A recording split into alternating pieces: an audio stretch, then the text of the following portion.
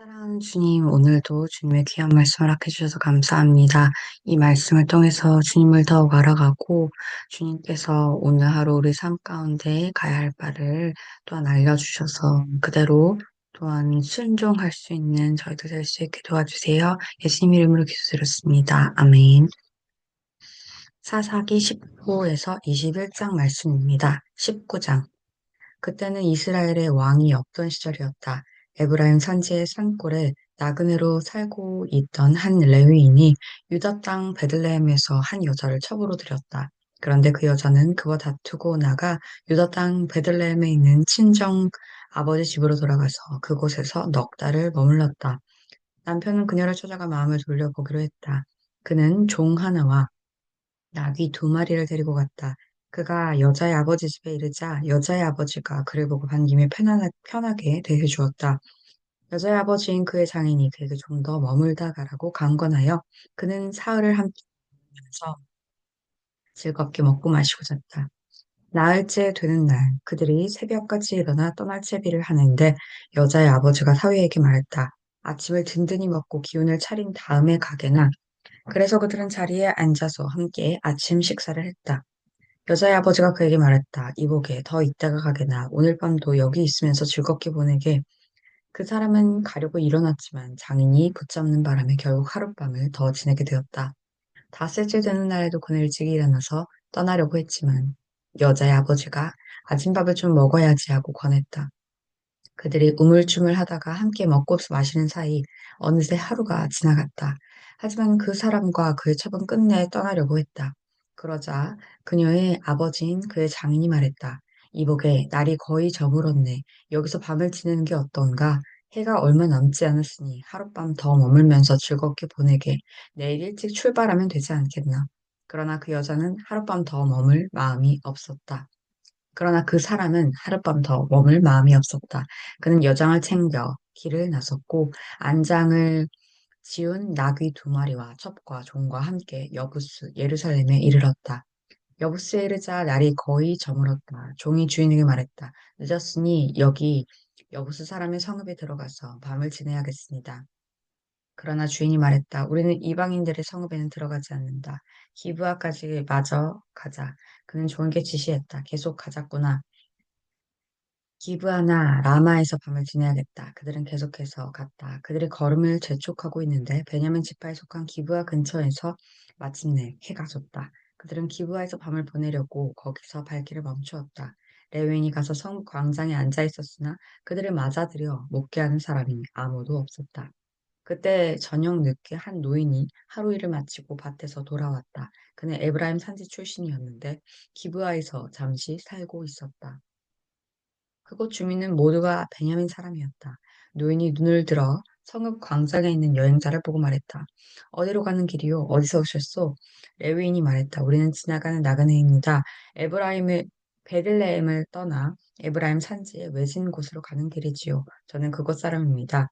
유다 땅 베들레헴에 갔다가 집으로 돌아가는 길인데 우리를 맞아들여 묵히는 사람이 없군요. 우리가 폐를 끼치지는 않을 겁니다. 우리에게는 나귀에게 먹일 여물과 짚이 있고 이 여자와 젊은이와 제가 먹을 빵과 포도주도 있습니다. 더 필요한 것은 없습니다. 노인이 말했다. 걱정 마시오. 내가 당신들을 돌봐주리다.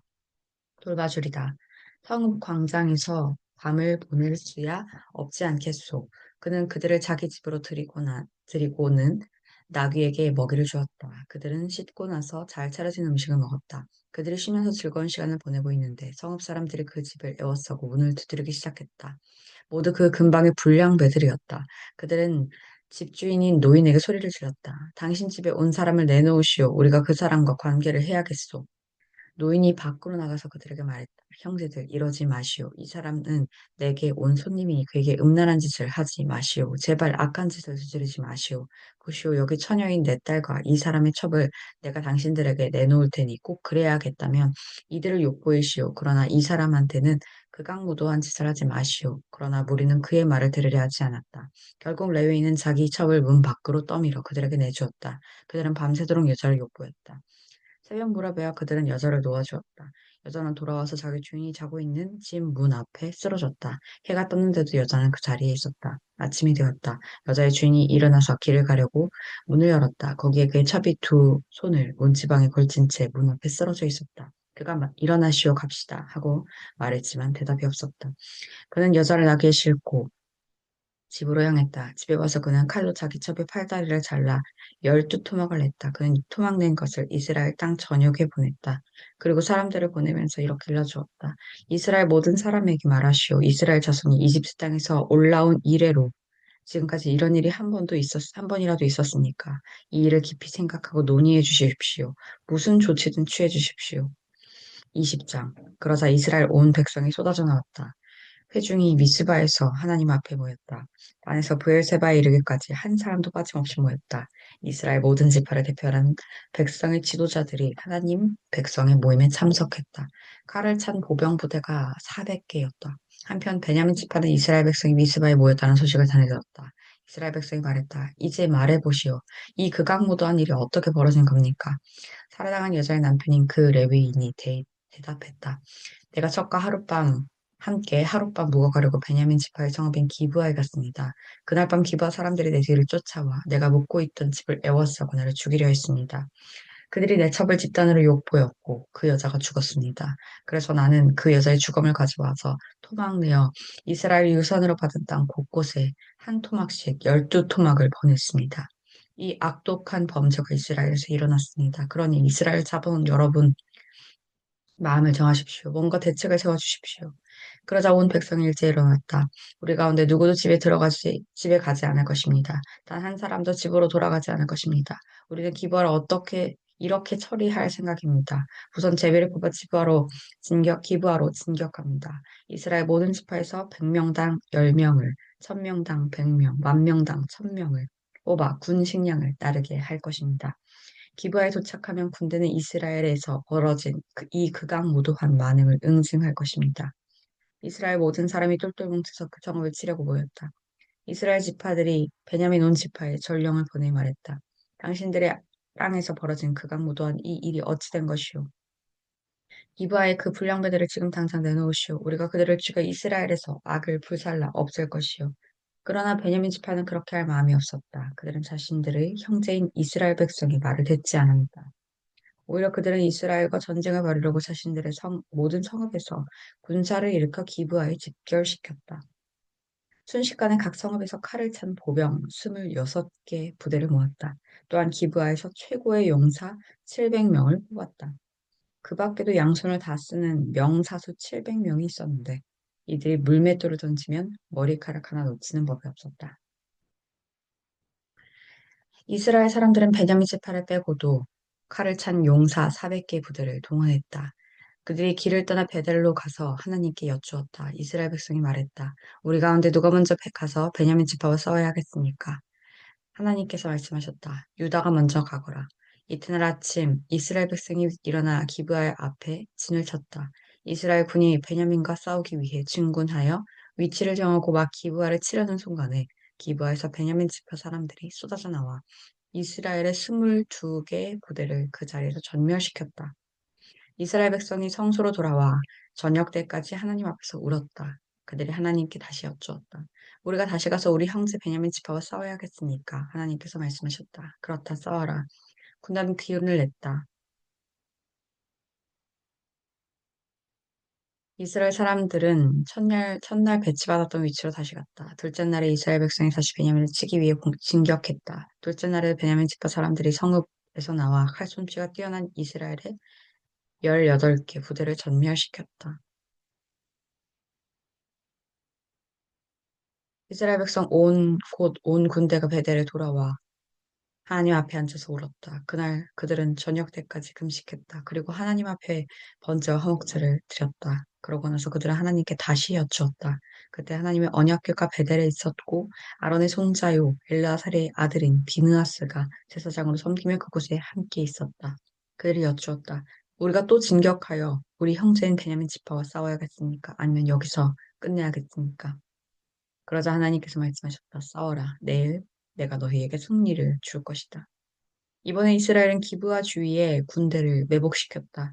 사흘째 되는 날에도 이스라엘이 나가서 베냐민 앞 전과 똑같은 곳에 자리를 잡았다. 베냐민 지파 사람들이 나와서 군대와 맞서 성읍 밖으로 밀고 나갔다. 베냐민 지파는 전처럼 이스라엘 병력을 쓰러뜨리기 시작했다. 들판에서 베델과 기브아로 가는 길에서 30명 정도가 쓰러졌다. 베냐민 지파 사람은 우리가 전처럼 그들을 파리 잡듯이 죽이고 있다 하고 떠벌리기 시작했다. 그러나 이스라엘 백성에게는 전략이 있었다. 우리가 후퇴하여 그들을 성읍에서 큰 길로 끌어내자. 그래서 이스라엘 사람 모두가 더 멀리 바알다말까지 나갔다. 그때 이스라엘 복병이 기브아 서쪽 지역에서 쏟아져 나왔다. 이스라엘 전체에서 뽑힌 10개의 정예의 부대가 드디어 기브아에 이르렀다. 맹렬한 피의 전투였다. 베냐민 제파는 자신들이 패하여 무너질 줄은 꿈에도 생각하지 못했다. 하나님께서 이스라엘 앞에서 그들을 패하게 하셨다. 이스라엘 백성은 그날 베냐민의 25개 부대를 전멸시켰다. 25,100명이 죽었는데 모두 칼솜씨가 뛰어난 자들이었다. 베냐민 지파는 자신들이 패한 것을 알았다. 이스라엘 사람들은 기브아에 매복시켜둔 복병을 믿고 베냐민 앞에서 후퇴하는 척했던 것이다. 매복해 있던 군사들이 뛰어나와서 기브아를 재빨리 해치우고 성읍 곳곳으로 퍼져나가 성읍 주민을 모두 죽였다. 전략상 매복 부대의 주력이 성읍에서 연기로 신호를 울리면 이스라엘 사람들이 돌아서서 공격하기로 되어 있었다. 그즈음 이미 이스라엘 사람 30명 정도를 죽인 베냐민은 자신들이 곧 이길 줄 알고 저들이 처음 전투 때처럼 달아난다고 소리쳤다. 그때 성읍에서 거대한 연기 기둥 신호가 올라갔다. 베냐민 지파가 뒤돌아보니 온 성읍이 연기에 휩싸여 있었다. 이스라엘 사람들이 돌아서서 공격하자 베냐민 사람들이 무너져 내렸다. 자신들이 덫에 걸린 것을 알아차렸던 것이다. 이스라엘 백성과 마주한 그들은 광야 길로 도망치려 했으나 이미 사방이 전쟁터였다. 이스라엘 사람들이 성읍에서 쏟아져 나와 그들을 닥치는 대로 죽이고 뒤를 바짝 따라붙어 기브아 동쪽까지 추격했다. 베냐민 지파에서 18개 부대가 전멸했는데 모두 최고의 전사들이었다. 5개 부대는 뒤돌아 광야, 곧 림몬 바위로 피하려 했으나 이스라엘 백성이 길에서 그들을 모두 잡아 죽였다. 이스라엘 백성은 계속 몰아붙여서 2개의 부대를 더 무찔렀다. 죽은 베냐민 사람은 모두 보병 25개 부대에 이르렀는데 하나같이 칼솜씨가 최고인 자들이었다. 달아난 600명은 광야의 림몬 바위까지 가서 거기서 넉 달 동안 버텼다. 이스라엘 사람들이 돌아와 베냐민 지파의 남은 자들 곧 각 성읍에 있는 사람과 짐승을 모두 죽이고 모든 성읍을 불태웠다. 미스바의 21장 미스바에서 이스라엘 사람들은 우리 가운데 누구도 베냐민 사람한테 딸을 시집 보내지 않겠다고 맹세했었다. 이제 베들로 돌아온 백성은 저녁 때까지 하나님 앞에 앉아 있었다. 그들은 소리내어 울었다. 온통 울음바다였다. 그들이 말했다. 하나님, 이스라엘 하나님, 이 일이 어찌된 것입니까? 오늘 우리에게서 이스라엘 한 지파가 송두리째 없어지다니 어찌된 일입니까? 이튿날 이른 아침에 백성은 서둘러 제단을 쌓고 범죄와 화목제를 드렸다. 이스라엘 백성이 말했다. 우리가 하나님 앞에 모일 때 이스라엘 모든 지파 가운데서 나타나지 않은 자가 누구요? 이것은 미스바에 올라와 하나님 앞에 모이지 않은 자는 누구든지 반드시 죽이기로 그들 모두가 거룩하게 맹세했기 때문이다. 이스라엘 백성은 자신들의 형제 베냐민에 대해 안쓰러운 마음이 들었다. 그들이 말했다. 오늘 한 지파가 이스라엘에서 끊어졌소. 남아있는 자들에게 우리가 어떻게 아내를 얻어줄 수 있겠소. 우리가 딸들을 그들에게 시집 보내지 않겠다고 하나님의 이름으로 맹세했으니 말이오. 그래서 그들은 이스라엘 지파 가운데 미스바에 올라와 하나님 앞에 모이지 않은 자가 누구요 하고 말했다. 알아보니 야베스의 길르앗에서는 아무도 모임에 오지 않은 것으로 드러났다. 이런 인원을 점검할 때 백성 가운데 야베스의 길르앗 사람은 단 한 명도 없었다. 그래서 회중은 우수한 군사들로 구성된 12개 부대를 그곳으로 보내며 이렇게 명령했다. 야베스의 길르앗 사람은 여자들과 아이들까지 모두를 죽여라. 다만 다음의 명령을 따르라. 곧 모든 남자와 잠자리를 한 모든 여자는 반드시 죽이되 처녀만은 살려두어라. 그들은 명령대로 행했다. 그들은 야베스의 길르앗에 사는 사람들 가운데서 처녀 400명을 얻었다. 모두가 남자와 잠자리를 한 적이 없는 첫 여자들이었다. 그들은 그 여자들을 가나안 땅에 있는 실로의 집으로 진으로 데려갔다. 그때 회중은 림몬 바위에 있는 베냐민 사람들에게 전가를 보내어 평화를 제의했다. 그러자 베냐민 사람들이 왔다. 회중은 야베스의 길르앗에서 살려둔 여자들을 베냐민 사람들에게 주었다. 그래도 모든 남자에게 아내를 구해주기에는 부족했다. 백성은 베냐민 지파를 보며 마음 아파했다. 하나님께서 베냐민 지파를 없애셔서 이스라엘에서 한 지파가 비게 되었기 때문이다. 회중의 장로들이 말했다. 베냐민 여자들이 다 죽임을 당했으니 어떻게 하면 나머지 남자들에게 아내를 얻어줄 수 있겠소? 어떻게 하면 베냐민 살아남은 자들이 유산을 물려받게 할 수 있겠소? 어떻게 하면 한 지파 전체가 진멸되는 것을 막을 수 있겠소? 그렇다고 우리의 딸들을 그들의 아내로 줄 수도 없지 않소? 알다시피 이스라엘 백성은 누구든지 베냐민 지파에게 아내를 주는 자는 저주를 받을 것이다 하고 맹세했기 때문이다. 그래서 그들이 말했다. 해마다 실로에서 하나님의 축제가 열립니다. 그것은 베델 북쪽, 곧 베델에서 세겜으로 올라가는 큰 길 동쪽이며 르보나에서 약간 남쪽입니다. 그들은 베냐민 사람들에게 말했다. 가서 포도원에 숨어 있으시오. 잘 보고 있다가 실로의 처녀들이 나와서 춤추는 것이 보이거든 포도원에서 뛰어나와 실로의 처녀들을 하나씩 잡아 아내로 삼고 서둘러 베냐민 땅으로 돌아가시오. 그들의 아버지와 형제가 와서 우리에게 따지면 우리가 이렇게 하겠소. 이렇게 말하겠소. 우리가 그들에게 은혜를 베푼 것이요. 우리가 그들에게 아내를 얻어주려고 전쟁을 일으켜 사람을 죽인 것도 아니지 않소. 게다가 당신들은 동의하고 딸을 준 게 아니니 문제될 것 없소. 문제될 것이 없소. 그러나 계속해서 이를 문제 삼으면 화를 자초하는 꼴이 될 거요. 그래서 베냐민 사람들은 그 말대로 행했다. 그들은 춤추고 있는 처녀들 가운데 자신들의 수만큼을 붙잡아 안으로 삼고 그곳에 빠져나와 그들이 유산으로 받은 땅으로 돌아갔다. 그곳에서 성읍들을 재건하고 정착했다. 거기서 이스라엘 백성은 흩어져 각각의 지파와 가문에게로 저마다 유산으로 받은 땅으로 돌아갔다. 그때는 이스라엘에 왕이 없었다. 사람들은 무엇이든 자기 마음에 원하는 대로 행했다. 아멘. 주님, 사사기에서 사람들이 자기가 원하는 대로 행할 때 어떤 일까지 일어나는지, 얼마나 끔찍하게 일어나고 비참한 결과에 가는지, 사람의 지혜라는 것이 얼마나 보잘것없는지 보게 되는 그런 말씀이었습니다. 내 뜻과 지혜로 살지 않게 하시고 하나님의 말씀에 순종하는 정말 거룩한 자들로 오늘 하루도 살아갈 수 있게 주님 지켜보아야 주시옵소서. 사랑하고 감사합니다. 예수님 이름으로 기도드렸습니다. 아멘.